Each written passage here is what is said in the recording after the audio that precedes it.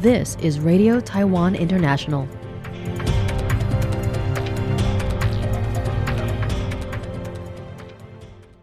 Welcome to the news on Radio Taiwan International. I'm Ira Xu, coming to you from Taipei, Taiwan. We begin with a look at today's top stories for Wednesday, September the 3rd.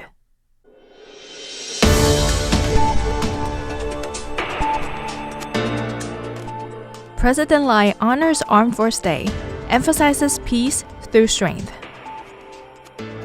Premier Zhou urges executive legislative negotiations to avoid constitutional deadlocks.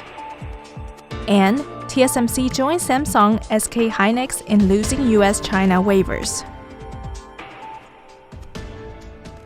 But first, today's top story. President Lai Ching-te marked Taiwan's Armed Force Day on Wednesday by honoring fallen soldiers and urging citizens to pursue true peace through strength. Lai posted greetings on social media wishing service members a happy Armed Force Day and calling on the public to remain united in safeguarding the nation. In the morning, Lai presided over the annual autumn memorial ceremony at the National Revolutionary Martyrs Shrine. Lai served as chief officiant and was joined by Vice President Shelby Kim, Premier Zhou Rongtai, Legislative Speaker Han Kuo-yu, and Control Yuan Vice President Li Hongjun. The president also met with families of fallen service members to extend condolences. Lai emphasized that Taiwan values peace not through aggression, but by remembering sacrifices and defending freedom and democracy. Referring to the 80th anniversary of the end of World War II, he recalled the signing of Japan's surrender on September 2, 1945, by Chinese General Xu Yongchang and Allied representatives. Lai noted that once hostile nations have since embraced democracy, human rights, and prosperity, adding that he hopes countries once devastated by war can remain committed to stability and peace. Highlighting the dangers of authoritarianism, Lai said history shows that fascism fosters nationalism, censorship, and authoritarian leadership. He urged vigilance to ensure such regimes do not re-emerge. Lai also praised strong civil-military ties in Taiwan, noting that more than 20,000 businesses offer discounts to service members this year. He encouraged the armed forces to continue sharpening their readiness, expressing confidence that unity will help Taiwan achieve lasting peace. Premier Zhou Rongtai emphasized the need for routine negotiations between the executive and legislative branches to avoid confrontations escalating to constitutional interpretations. During a media interview on Wednesday following a recent cabinet reshuffle dubbed AI Action Cabinet 2.0, Zhou said the government team must accelerate decision-making, increase political sensitivity, and establish a new rhythm of governance. Zhou acknowledged that past interactions between the cabinet and the legislature often ended with votes, reconsiderations, or even constitutional rulings, which he described as unsustainable. He stressed that the cabinet will take a proactive role, seeking to normalize two-branch negotiations as a way to prevent political deadlocks. The cabinet reshuffles involving changes in 16 cabinet members reflects a shift in governance style, aimed at breaking stalemates and addressing domestic and international challenges more effectively. Zhou outlined 3 pillars for the new cabinet: industrial upgrading through investment and demand expansion, generational care including new tax cut and housing subsidies, and strengthening national capabilities including infrastructure, culture, sports, and regional industry development. Zhou highlighted the importance of cooperation with Legislative Speaker Han Kuo-yu to maintain smooth communication channels, appointing experienced ministers to frontline negotiations, and utilizing Cabinet Secretary General Zhang Chunhan for additional liaison. The Trump administration has revoked Taiwan's semiconductor giant TSMC's authorization to export American chip-making equipment to China without a license, further curbing Beijing's access to American technology. The decision comes as the U.S. Department of Commerce moves to end the Validated End-Use Program, or VEU, which had allowed certain foreign chip makers to ship U.S.-origin products and technology to China without prior approval.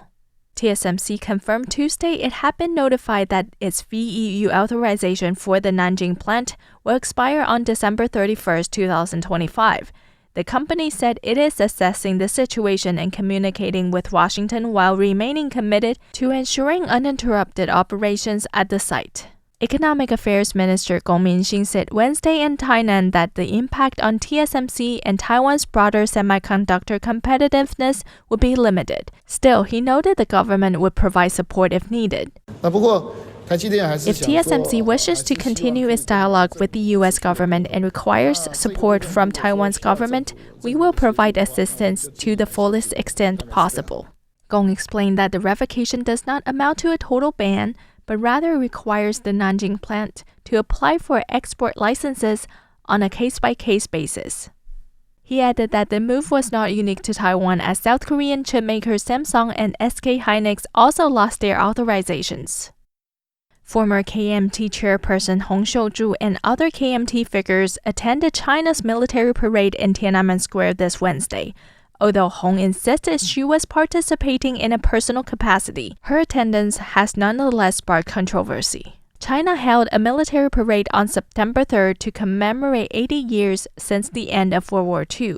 They showcased a great deal of military equipment, including new missiles and ships. Beijing claims that the CCP played a central role in the war and has endeavored to distort historical facts in order to prop up its own narratives about China's role in World War II. DPP legislator Zhong Jiabin called on the KMT to address the national security risks posed by the former chairperson's attendance at the parade. He was joined by DPP legislator Chen Junyu, who pointed out that Hong is a prominent KMT figure, and her attendance could make her a target for China's United Front operations. China has consistently engaged in verbal and military intimidation and makes continuous efforts to coerce prominent Taiwanese figures. Hong's attendance, along with previous visits by high-ranked KMT officials, gives China plenty of ammunition in its efforts to control public opinion.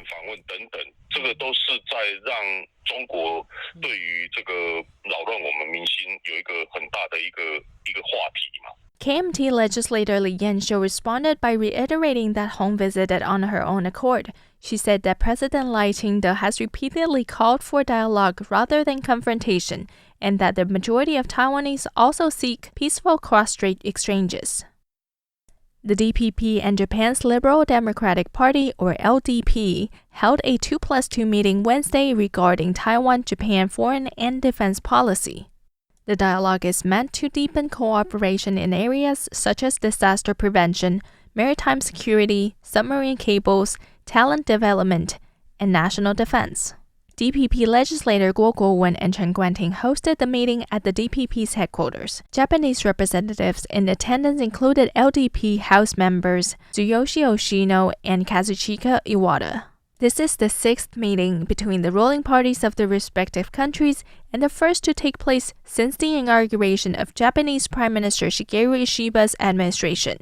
Guo noted in his opening remarks that both the DPP and LDP are faced with the challenge of minority rule, expressing his hope to exchange views on important issues.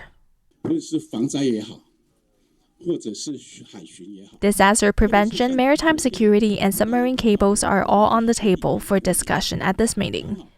Through this exchange, we hope to form a mechanism for cooperation.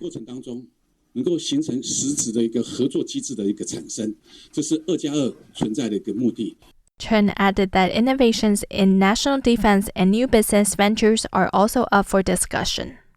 Hoshino pointed out that given Taiwan and Japan's geographical proximity, their relationship is only expected to grow closer. He said bilateral exchanges are indispensable and talks between the two governments are even more crucial. Iwata stressed the importance of maintaining peace and stability in Asia and the Indo-Pacific region and promoting policy to this end. Thanks for joining me for the news. I'm Ira Xu. Stay tuned for another 50 minutes of English language features brought to you by Radio Taiwan International.